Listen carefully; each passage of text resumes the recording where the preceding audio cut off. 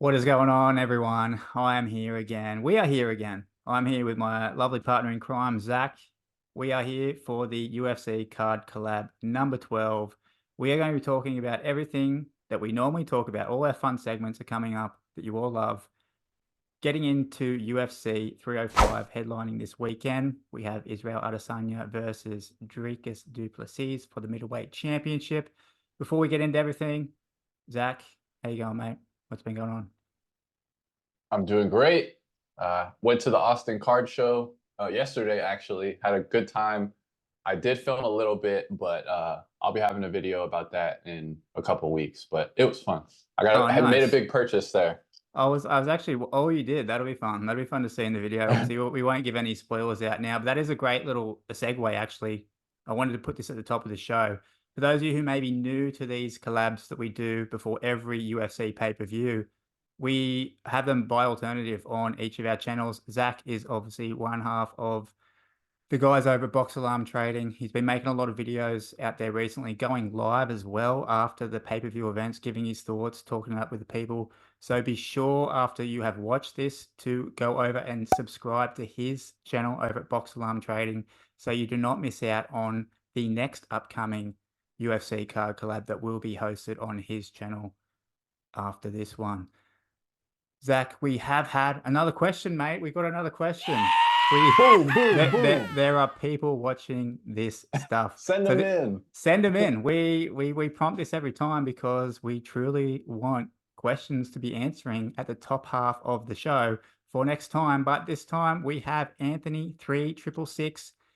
He asked on one of our previous collabs, he wanted to know what our opinion was on UFC card investing versus Pokemon in the long term.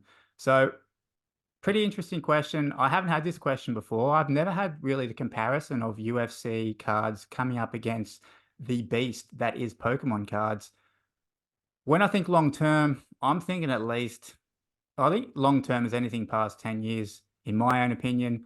I'm going to get asked to answer my opinion on this question, but Zach, the floor's out for you to start us off. What do you think your opinion is on UFC card investing versus Pokemon long term? Yeah, I love this question, and I know you super love this question because you're a little bit more into Pokemon than I am. But Anthony, thanks for this one. So I'm kind of with you. You alluded to it earlier. I think it's kind of an apples and oranges comparison. You know, UFC are sports memorabilia, and then Pokemon, you know, is cartoon, video game, TCG. I mean, they're obviously both collectibles. They're both cards, but I think different demographics collect them, and I think they kind of collect for different reasons as well. You know, Pokemon is absolutely massive. It has crossover appeal with our age group, you know, like the original Pokemon fans, as well as like my nephew plays with Pokemon and he's 6. Like, so it appeals to everyone. Whereas obviously UFC is mainly kind of demoed more towards teenagers and older males. Pokemon is absolutely massive. UFC is not. For comparison, like NFL and MLB equal almost the same amount of TCG cards. And TCG kind of encompasses a lot of different areas, but I would say vast majority of that is Pokemon. So I think it's safe to say that NFL and MLB, combining both of those two huge sports, are almost the same as Pokemon. So very, very big sector. As far as the value goes, I think long term, Pokemon obviously has cards that are, you know, worth millions and millions of dollars right now. UFC is not even close, but I think that the growth factor within UFC is still has an advantage over Pokemon. You're not going to see that those $1 million cards jump to 2, 3, 4 million, you know, within 10 years would be my speculation. I think you could see UFC cards jump 4, 5, maybe even 10 times as much, depending on how much this sport grows, depending on how many more collectors come in.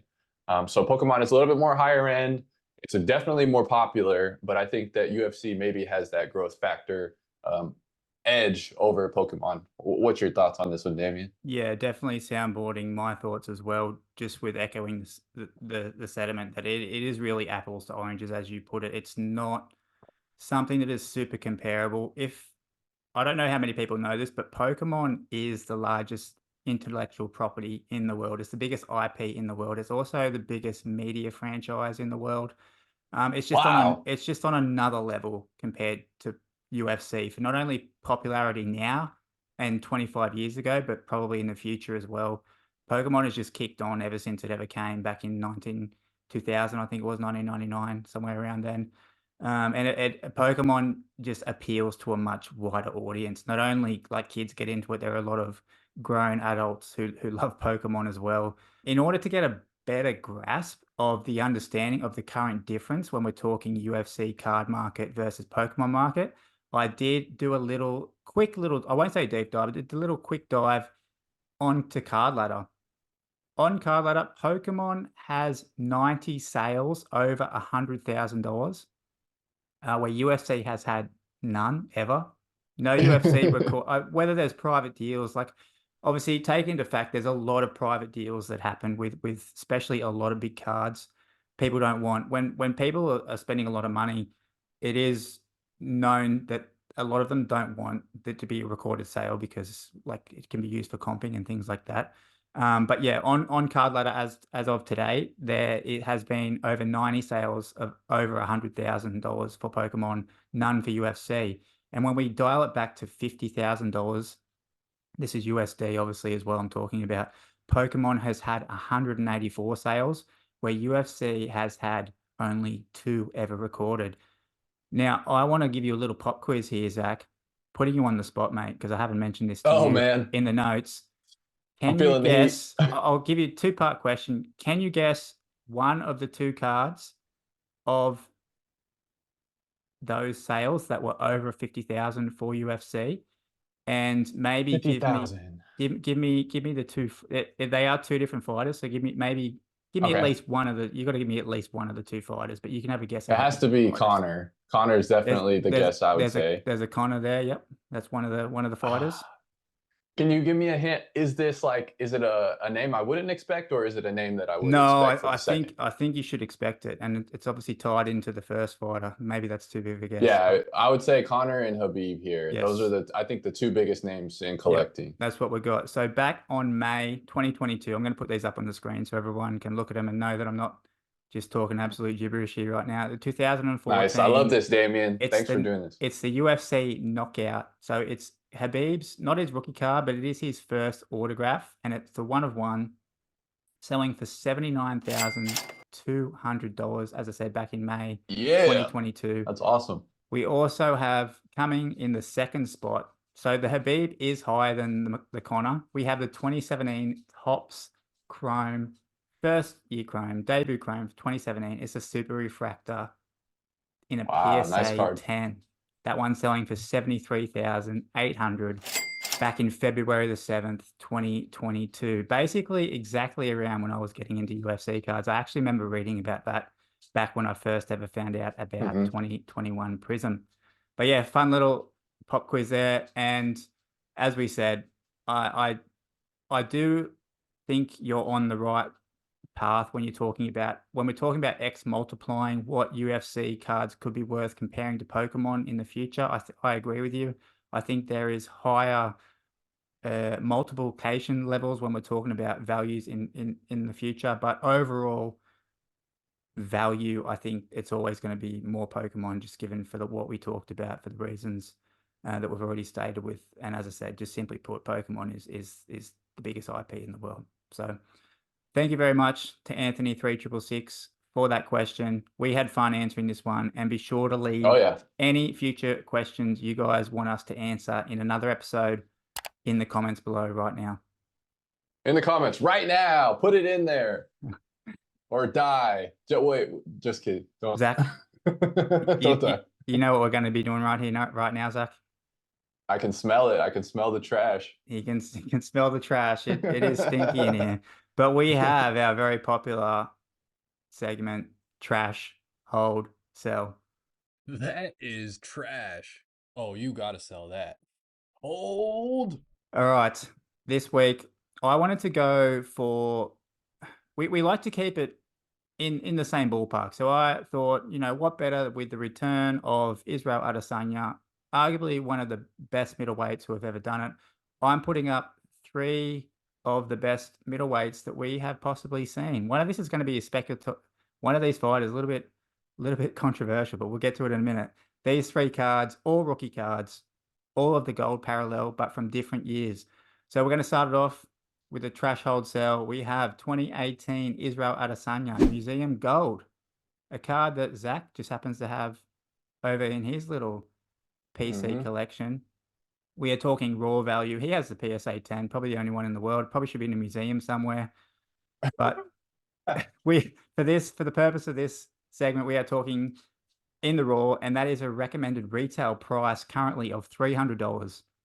We're putting that up against the 2009 Topps Round 1, the debut ever UFC product from Topps, the Anderson Silver Gold. That is a estimated print run of 462 copies. If you're talking to the OGs, that's what that is speculated to be at. So quite a bit higher than the 75 for the Israel, but still it's the debut set ever for UFC. So you got to take that into account.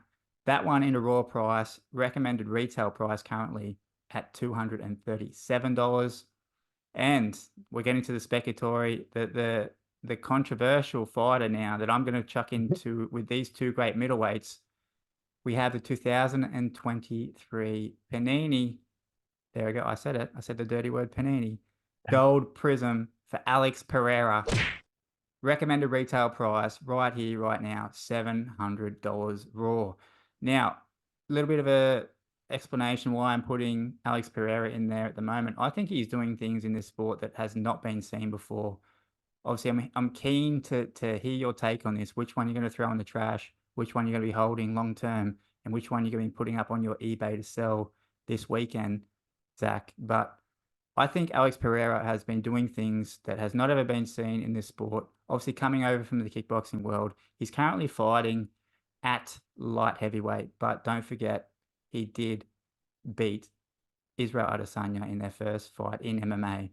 And then he also he won the championship. So fun little 3 cards to go through right now. Zach, what are your thoughts? Which one we're going to trash? Which one we're going to hold? Which one we're going to be selling? Yep. Great topic here. I'm drawing a hard line in the sand. This is the list of these 3 guys when you're talking about middleweight greatness, and there's no in between. I will not hear anything else besides this list. It is Anderson obviously at number 1. It is obviously Izzy at number 2, and then Alex Pereira is obviously at number 3 with these 3 guys.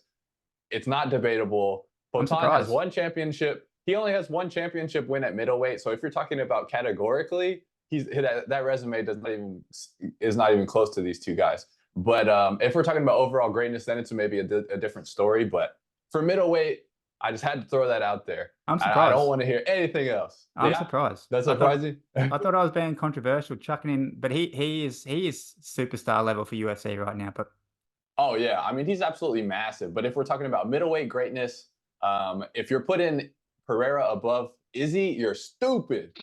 You heard it here first. All right. So I'm gonna go. So me and Damien, we're switching it up a little bit this week. We're gonna go with our sell first, correct? And then you're gonna go, and then we'll go with the next one, and then so we're gonna kind of bounce back and forth.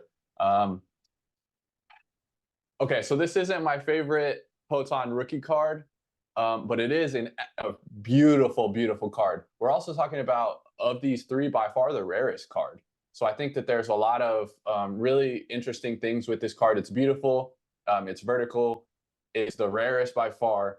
And those factors made it a tough choice because, as I said earlier, if we're just talking about like greatness, I think he's a little bit below these guys with this category of just middleweights. But you're looking at maybe he moves up to fight, a heavyweight, and then you're talking about 3-division champ, never been done, which is absolutely incredible. And I really hope that he gets the opportunity to do that. But, with only 4 title wins and only 1 at middleweight, it made it a little bit more difficult because I really like this card. And if you're talking about maybe overall greatness, maybe I put it above the Anderson. But because of those things, because he has a chance to go up and fight in heavyweight, I'm going to sell this card. And if Izzy beats DDP, maybe we see him and Izzy again at 205, which would be awesome. So I'm going to sell the 2023 Prism Gold Alex. What are you selling, Damien? I hope we don't see Izzy versus Alex Pereira at 205. I feel like Alex Izzy's Pereira. looking jacked, dude. He's looking jacked Yeah, but now. Alex Pereira is not going to have the same chin at 205 as what he did at 185. That is a big boy. Yeah, all right. We got to start off, as you said, selling. You're gonna have, I think you're gonna have some heat in the comments. Actually, you did make one point about it's the rarest. The Alex Pereira is the rarest. You're gonna have these OG hardheads in our comments just blowing you up right now, saying about how Panini had too many parallels, and you know, comparing round one to Panini. There was only 3 parallels for round one.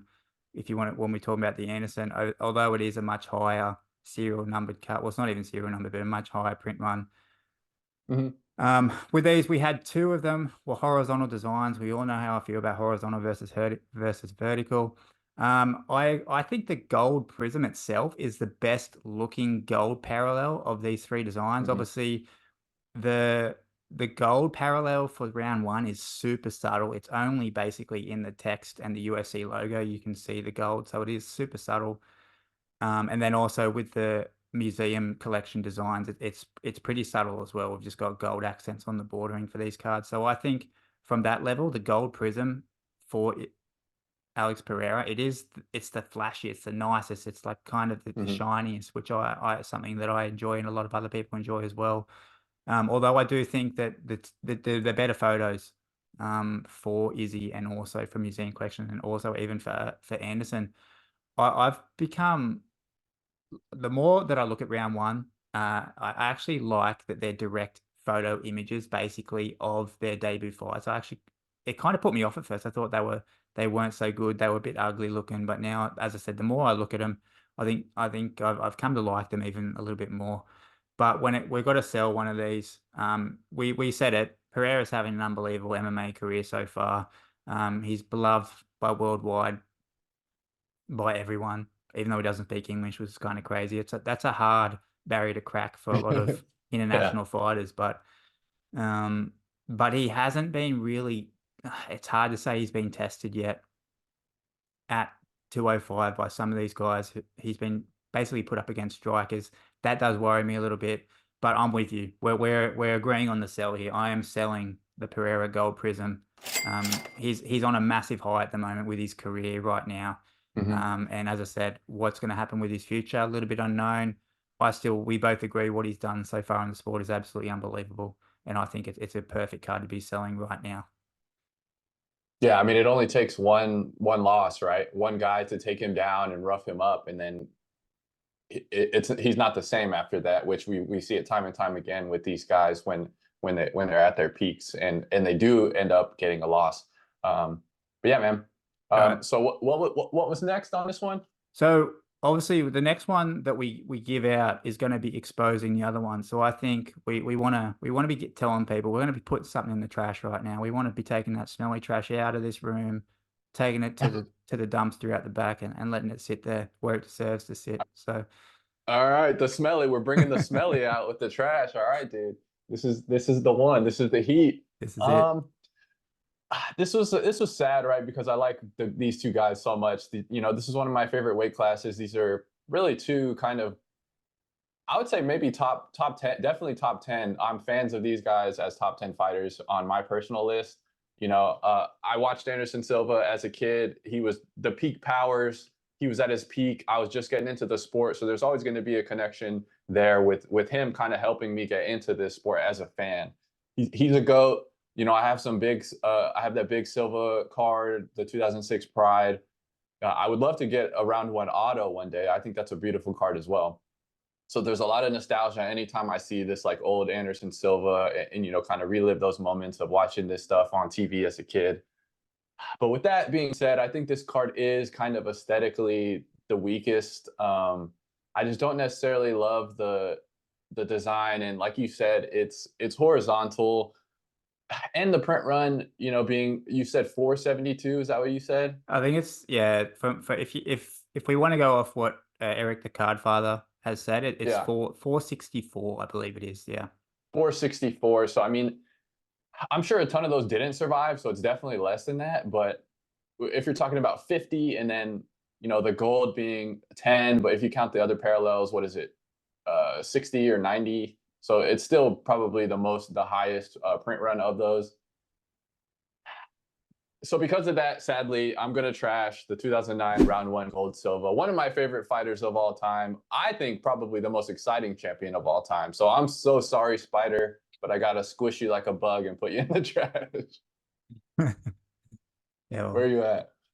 yeah, I mean, yeah, we, I knew this was going to be tough, especially for you, because I know you've got soft spots for both of these fighters. We both have a soft spot for Izzy. Izzy himself, one of the most polarizing fighters that we've seen for the UFC. He's either loved or hated, which is common for fighters, but I feel like Mm. maybe a bigger proportion of fans don't like Izzy for some reason, but he is polarizing nonetheless. Anderson, his career's already set in stone. Of all these, he's the only fighter of these two that is retired, and so his career's done. He's had some of the most impressive performances and title runs that we've seen. When we're talking about individual performances, Anderson is definitely up there. Like, he made a lot of fighters look stupid. He was one of the fighters we were all watching when a lot of us, I know, who are collecting cards now, were actually watching the sport for the first time, at least for me. He was one of the fighters that was really in his prime when I first started watching the sport. Unfortunately, never really recovered after that leg break career-wise. But yeah, of the two, it's the highest print run, as we said, with the Anderson Silva, somewhere around that 464 mark. And I think I hate, like, in my mind, as as as more and more fans come into the sport over the next 5 to 10 years, I think Izzy and Pereira are probably, people are going to hate me for this, but whatever, they hate me for other reasons anyway. So Send it, I, dude. Send it. The drama. is Izzy and Pereira, I think they're going to be more relevant in 20 years' time. I think, and not that Anderson will be forgotten, but I think Izzy and Right. Pereira, as I said, they are here right now as the sport is just exploding and getting bigger every single month. So I think of the three fighters, those two fighters are going to be more in demand in the future.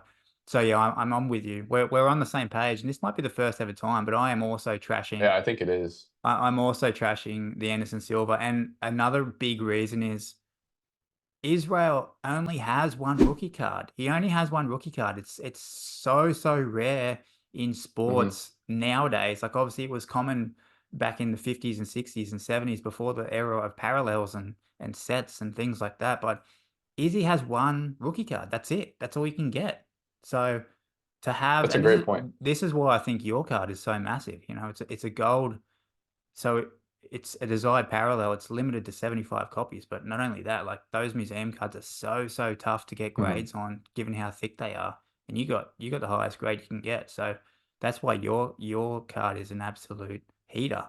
And that's why I think Israel is really still slept on. He has one rookie card. That's it. So Hmm. that's what everyone wants. Everyone wants the rookie card. So it's a supply and demand thing. I don't think that's ever going to get old, and that's the reason why I'm holding Easy. Nice. Yeah, man. A good point about the first ever rookie card, because that's when we're collecting, that's a huge thing, right? It's like, what's the rookie, what's the rookies, what's the true rookie? Then maybe you make a decision based on looks, or you make a decision, just based on if you love the very first true rookie and you just want that collectability with it. But if you just have one, I mean, that like really limits your options, which is great, like you said, for supply and demand. But yeah, there's no way I'm trashing this card. This is like a top 5 favorite card that I own. To me, Izzy is, right up there with Silva. He still is not there. He has work to do to be, neck and neck with him, but he's by far the second best 185er of all time. I don't think that's up for debate at all. To me, he's a top 20 ever and could move up, if he has a huge win against DDP and then does some more things at the top. I think he could move up into even a higher spot all time, in my opinion. And like you said, the cards are really thick. They're hard to grade. There's only 75.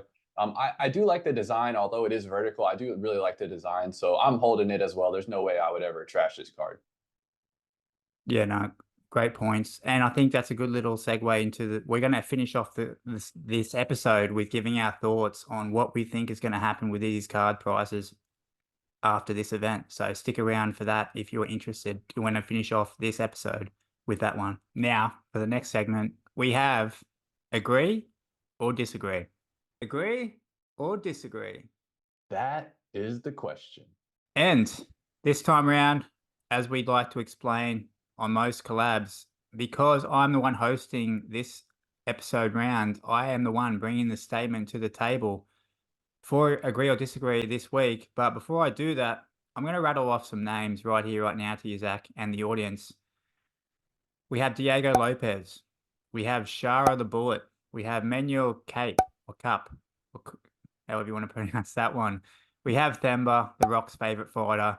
We have Elvis Brenner. We have Jack Jenkins.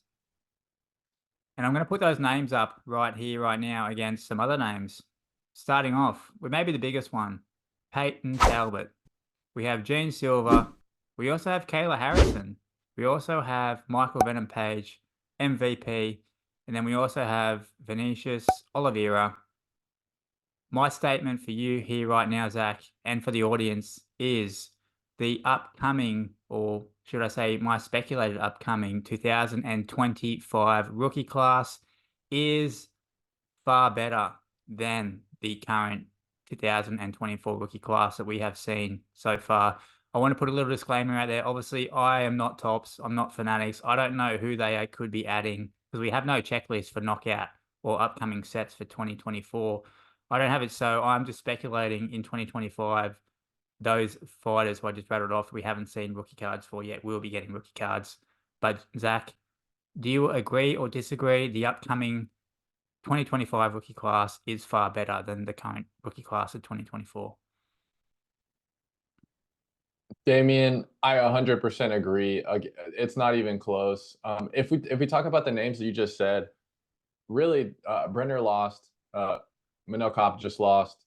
Jack Jenkins lost his last fight. It was an injury, but he did lose. He is fighting soon though, and he is a good guy. But really, the only person who's still kind of surging in this is Diego Lopez. BSD just got viciously knocked out against Dustin Poirier. I do think he wins against Moicano. But if you're talking about kind of people that I think can transcend, I think it's going to be really tough for this 2025 rookie class to do that. You mentioned some good names. I also want to throw in Mauricio Rufy and Miktabik Orobai into the 2025 potential rookies that are really, really good guys. I think you have multiple people that not only have star power, but also have the skills to really become ranked and do some damage in those rankings. I really love this topic. I love to talk about rookie prospects. I love to talk about X's and O's. So this was a really fun one for me. And, I'll be happy if we can just get a couple of those names that we mentioned. If we can get maybe 3 or 4 of those names in 2025, I think that it will be a pretty good rookie class with some people that can move into the rankings and really do something special. Yeah, nice. We What can are we your agree? thoughts? Yeah, obviously, I put the statement out there, so I think it's 100% true. Other than, as you said, Diego Lopez, and then we can put Shara in the conversation there as well. I think Yeah. the rookie class for 2024 is pretty lacking. There is some fun fighters, but just now who could have careers moving forward.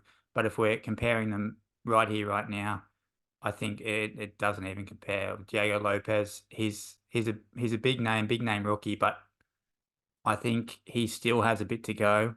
Where I think the speculation, like, can we agree right here, right now, Peyton Talbot is going to be the biggest rookie, unless we see a card of him before 2025 in one of the sets coming out at the end here of 2024. But can we agree Peyton Talbot, highest chase rookie of 2025?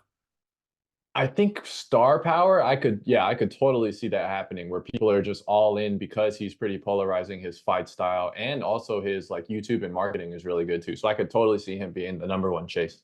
Yeah, obviously we already have the comparisons there, not only with style and personality, but also with looks with the Sean O'Malley thing going on there. So bit of a Sean O'Malley Jr. going on there for Talbot, but it's working for him. And I mean, if the UFC take a similar blueprint, which I think they would be silly not to, and I would be surprised if they didn't, if they don't take a similar blueprint, what they did with O'Malley in his career and apply that to Peyton Talbot, I think UFC could have another superstar there at the bantamweight. Obviously, I do want to clarify because people might be going to be throwing in the comments video right now. Kayla Harrison, she does already have cards. She has Olympic wrestling cards from 2012. Mhm. And then we have had the Upper Deck PFL cards as well for Kayla Harrison. But when I'm talking about rookies, I'm talking about the UFC rookies, which are the most favored when it comes to combat sports and mixed martial arts cards. But yeah, definitely, I'm excited to see what happens and the rookies that we can have in 2025. And I know fanatics, they're listening to us here right now.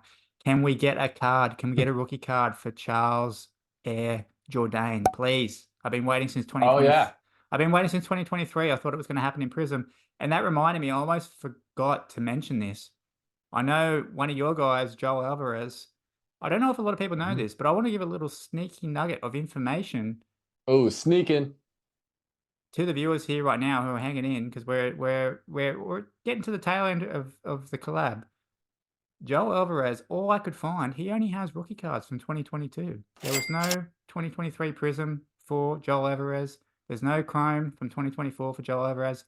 He is a pretty hot prospect right now. I know you did your breakdown, and people should go over and Mhm. watch that video you've done of the upcoming stars for the UFC. But that's pretty remarkable when we're talking about, obviously, Israel and he only has that one rookie card from Topps Museum. Joel Alvarez, if you can get one of his Prism cards from 2022 right now, you might be doing pretty well moving forward in 12, 24 months time. Yeah, and his select is a vertical card. I think I like the octagon side the best of his rookie cards, and he's still relatively cheap. Now he did kind of surge after that Brenner win because a lot of people had their eyes on Elvis Brenner. And you know, anytime you beat a guy that has a little bit of hype and a little bit of fans, you know, you automatically kind of steal some of that. But he's still relatively cheap for a prospect. But I want to use this as a time, since we're talking about rookies, to warn everyone: be careful with prospecting. Mohamed Mokayev, look at this is the perfect example. You do not know what's going to happen with these guys. Literally undefeated Damien, potential title shot, you know, he's not even in the UFC anymore. So please be careful when you're prospecting rookies with the UFC. Yeah, we're going down a deep, dark rabbit hole right now when we want to talk about that stuff. But yeah, good little point. Obviously, I don't condone, I don't recommend prospecting in UFC, because UFC cards, even when it comes to legends, is hard enough when it comes to trying to find value and flip and things like that. But for those of you who wanted to know, who may be interested, who maybe are a little bit more to the risk adverse side, he only had that one, which I thought was interesting. I was really surprised. So, and I thought that was Yeah. as I said, nice little nugget of information to chuck in for people who maybe didn't know, and as I said, who are wanting to roll the dice a little bit on some UFC rookies. Yeah, I like it. The supply and demand is always a big deal. So that's awesome. Yep. All right. Thanks for that one, Zach. But we do now have the very successful segment, the most successful segment, where we are just making money left, right, and center. Like, you can see Printing it out. I've got a new backdrop going on here. I've been selling stuff like crazy because the repo men are coming for my stuff. I'll tell you that right now due to this segment. But we have pay-per-view buys.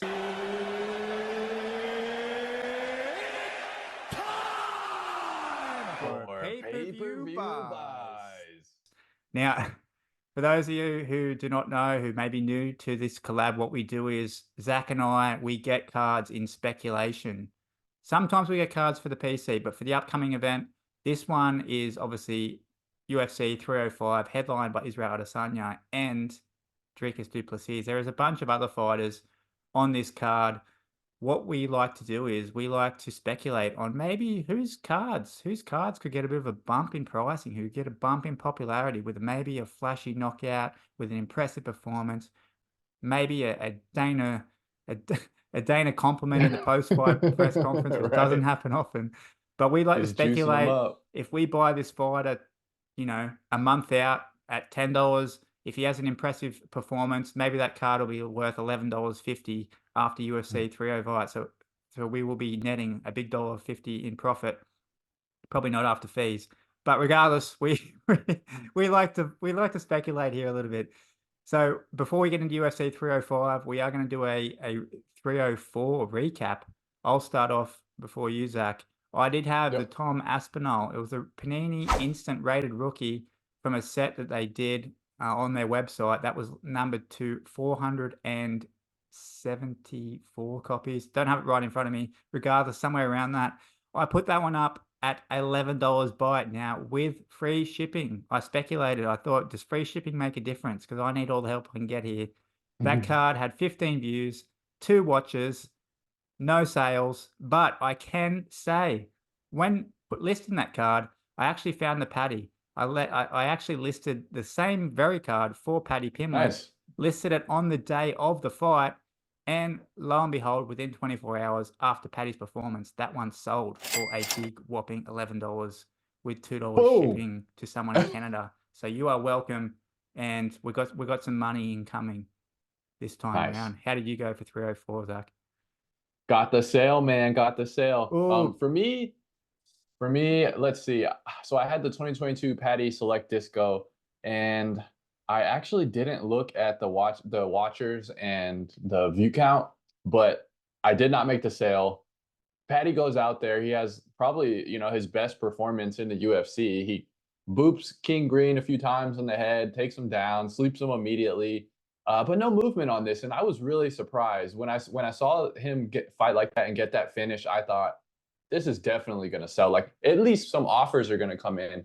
Didn't get any offers or anything, so I was a little sad about it, man. And I think Paddy really showed out in that fight, and he should be proud of that performance. And it's his best opponent of yet as well. But no movement on the Paddy. Still up for sale. Sad, sad times. Yeah, man, that's surprising. When I had that successful sale of Paddy, I thought of you in that select card straight away, and I thought, you know what? I had a feeling you were gonna crush a sale as well. Maybe try it next time. Maybe try this time, this pay-per-view round. Try the free shipping. Maybe it makes some sort of difference. I don't know, but I've been doing Maybe it it lately. does, man. Obviously, just Yeah. try it out. See what happens. But we are heading into, as I said, UFC 305. For those of you dedicated watchers who have been watching my channel for a little bit now, you will know I have a stack of Izzy cards. I've got a stack of PSA 10 Izzy cards from Chronicles 2021. They are all red parallels, numbered to 149, or I also have Asia red, numbered to 88, all in PSA nice. 10s that I got graded. I've got other Izzy cards. There's too many to list, to be completely honest. I have, and even one of the cards, I can't even remember, one of my cards, because I had a lot of Izzies sitting around. I'm just going to put these up. If they sell, they sell. If they don't, I won't be that sad. I can hang on to them. But I even put one of these up for auction. So we're gonna experiment for that. As I said, I got a stack of cards listed this week, so I'm going to be excited to bring everyone the updates, the results of how some of these Izzy cards go selling for 305. Because I talked about it before. I think this is one of the best times to be speculating, to be selling Izzy when he's leading into potentially regaining and becoming a 3-time middleweight champ. What are you doing, Zach? I completely agree about the Izzy. I think this is going to be a big event for him, and he always, in my opinion, he always does well on the lead up to fights with the press and whatnot. I mean, he can be a little cringy with like some of the lines he uses and whatnot, but I think he does have star power, and he like with the embeddeds and stuff, he's usually pretty entertaining to watch. So I got the 2022 Mateusz Gamrot Select Premier level, and this is a rookie rainbow, man. I'm doing a rainbow this time. This is one of those things where I could probably nickel and dime some of these cards, but really what I'm trying to do is kind of get rid of a lot of them and use the upper end cards in the rainbow to kind of drive the price up of some of the lower end. So I've got the Scope Rookie, I've got the purple, red, and teal, I got the silver, I got the maroon of 125, I got the purple of 60, and I got the tie-dye of 25. So that's kind of my thought process on this. I have it listed for a buy it now for 115. I don't think I'll get 115 for it, but I'm hoping I can make a few bucks with this. I think I'm into all of them for around 65-ish. So if I can get, 80, 90 plus, I'll definitely be in the green solid on this. He's fighting Dan Hooker. In theory, Gamrot should be able to just ragdoll him and kind of do what he wants wrestling wise.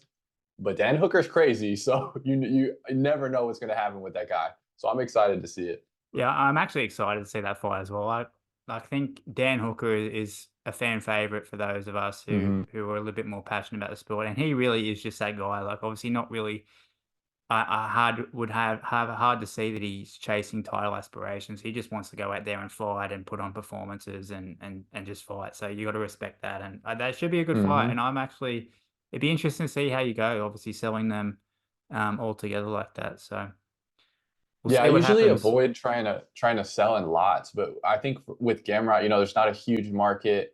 The lower end ones are literally like 99-cent cards, $2 cards. So I was like, maybe I can get, 5 or 10 more bucks if I just list them kind of all together. So we'll Yep. see what I happens. think it could be a good strategy because obviously it's enticing for people who maybe are building sets and they don't want to be paying, $5, Yeah. $4 postage a pop when they can just get it all together in one lot, get it in one package. So but we'll see how it works. It'll be interesting to see. And obviously we will be updating everyone. Another reason to be jumping over, subscribing over there at Box Alarm Trading so you can find out the results.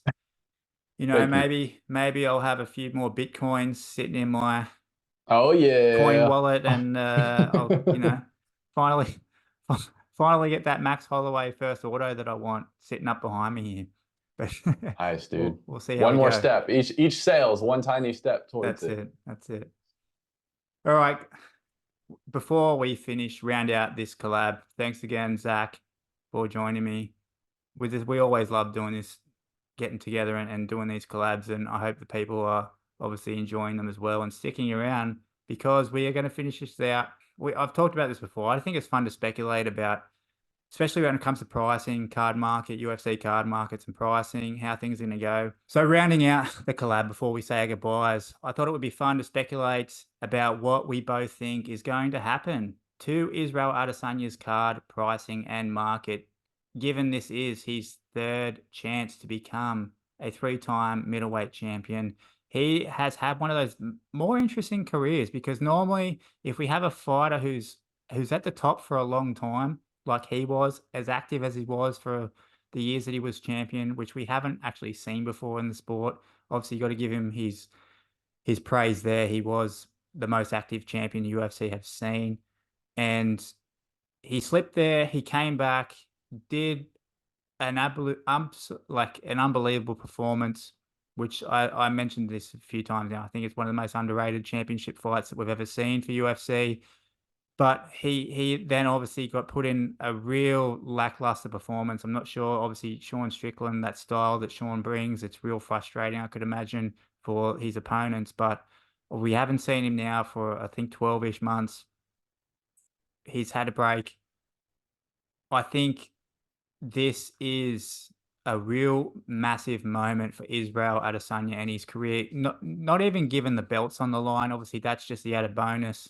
And I know personally, I've heard him in interviews, he's not massive on championship belts. As he puts it, he likes to take heads instead. But what do you think, Zach? What if Israel Adesanya?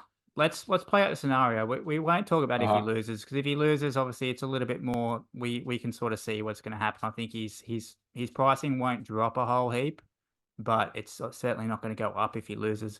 What do you Yeah. want to speculate? What do you think happens? Israel Adesanya, okay, he he wins. He wins. He knocks Dricus du Plessis out. Let's go with that scenario first. What do you think happens to Israel Adesanya's card pricing moving on from that event?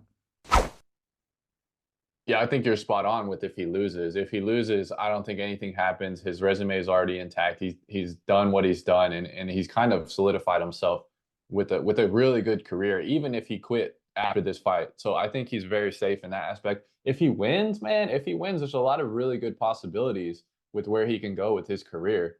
I mean, he is inching. He's kind of nickel and diming and inching his way up, trying to chip away at what Anderson Silva has done. And crystal ball, right? Izzy wins, he gets the belt back. There's a lot of different scenarios that could happen. He could run it back with Strickland, get another title defense. He could I still think he could go up at 205, and I think that's such a big fight that I don't think it's out of the realm of possibility for him and Poton to run it back at 205. Now, how that plays out, who knows? It's going to be a tough fight for Izzy, but I do think maybe he would be up for that challenge because of the potential two belt status that could happen. They already booked on Kalayev. So, Alex is on the shelf and he doesn't necessarily have a matchup yet. So I think the only two options for Poton are Alex at heavyweight, or Izzy versus Alex at 205. I really think it just makes sense business wise. It's big numbers, super entertaining. Also, Izzy flatlined Pereira last time they fought. I don't know. Everyone just forgets like immediately that happened. I see so many like memes and stuff online of people, Pereira's Izzy's dad. It's like, bro, he literally flatlined him last time they fought. Like, what? It's just it's an odd thing in that sense. But Izzy also looks huge.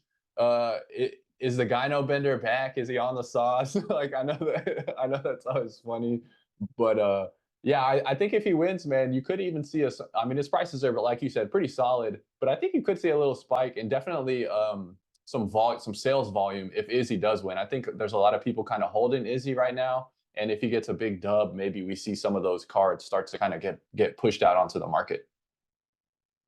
Yeah, it's definitely an interesting one. Like I made the point before, Izzy only does have the museum knockout card. Obviously, that comes in a few different parallels, but he only has that one card. So it makes the demand very high compared to what the supply is. And from what I've seen, like it's been a while now since I've done one of the deep dives on pricing after a UFC Mhm. event. Maybe that could be one I could obviously chuck in there to do after 305, and we can see real time how it goes. Yeah. But from what I've seen, it's really the rookie cards, and then it's autos that sell for fighters when they do have these massive moments. I saw it for Sean. We've seen it for Ilya Taporia as well. When some of these bigger stars obviously get that belt, and as I said, this is a completely different circumstance because Izzy has already had the belt 2 times. He's trying to get it a third time, which I don't know has been done at middleweight.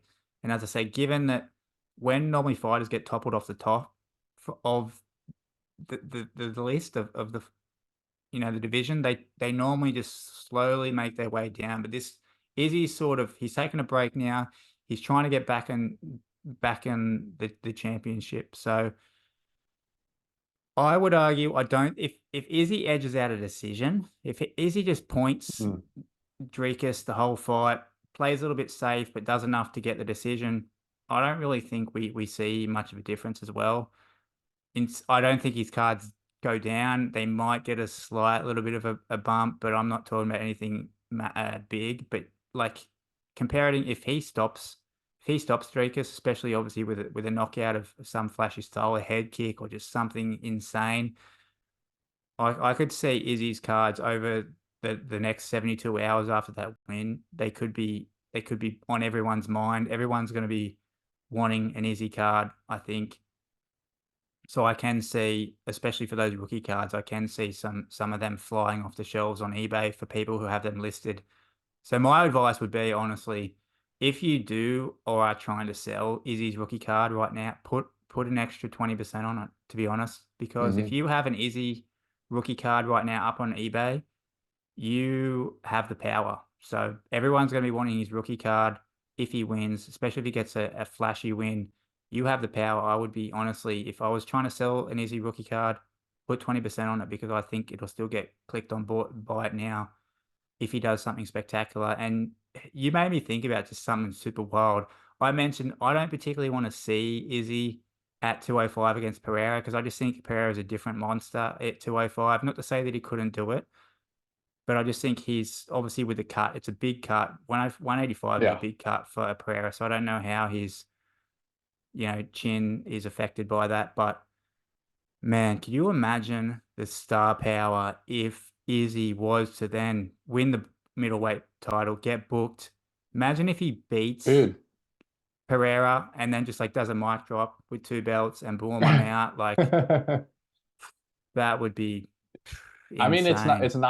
it's not out of the realm of possibility, right? Like, is it likely? Probably not statistically, right? Like, it's very, very difficult to just beat Dricus. I think it's a very tough fight for him, let alone beat Dricus, then have the UFC would actually have to book that, which is probably a small percentage, then have to beat Pereira, which is a small percentage. But like, it's definitely not a zero. It's not a zero chance, and that would be a really interesting timeline to go through. Well, if anyone's going to do it, if anyone has a chance, other than like a big, strong heavyweight wrestler or even a heavy lightweight who Yeah. can strike, who has great wrestling, like when we're talking striking for striking, like how many times has Izzy been in there now with Pereira? Like he has the better chance Hmm. when it comes to going toe for toe, punch for punch with with Pereira. But yeah, man, if he did something like that, it would be incredible. And I think the UFC would probably be all for it because I don't know what else. Izzy beats Drakus. What else is really for him? Like, do we want to see him a third time against Whitaker? Do we want to? Yeah, they could run it back with Sean, but I don't Yeah. know. I don't know if I particularly want to see that for. I don't like. I don't know if I want to see him against Sean again. I don't know how much different that fight goes unless Izzy was to do something drastic about his game plan. And then we've sort of seen like all the top tier middleweights. There's not a big rotation there. There's all the same guys. Obviously, what do we see him against Costa again or something? Like Hamzat, okay, maybe get Hamzat in Yeah. there. Hamzat beats Whitaker. Yes, Hamzat's next. We feed Yep. Izzy Hamzat. That's probably a bigger. I don't know what's bigger. I don't know if Izzy versus Hamzat is bigger than Izzy versus Pereira at light heavyweight. Like there is two options if he wins. Mhm. If he loses, I don't know. I don't know what happens, but he might step away. But yeah, it gets the toes tingling thinking about this kind of stuff. So Yeah, I like the crystal ball. so it was we haven't had it for a while. We have not had it for a while. I don't know, went missing Nope. there for a little bit. Got a little bit dusty Uh-huh. in the drawer, but we cracked it back out. It was a fun thing to do. Mhm.